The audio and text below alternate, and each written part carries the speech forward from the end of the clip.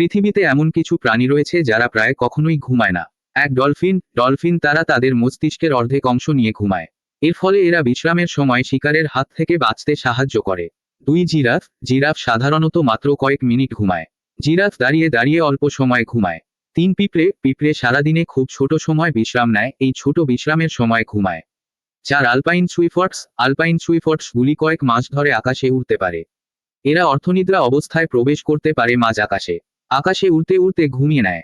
5 বন্য হাতিরা খুব কম সময় ঘুমায়, এরা দিনে মাত্র 2 ঘন্টা ঘুমায়।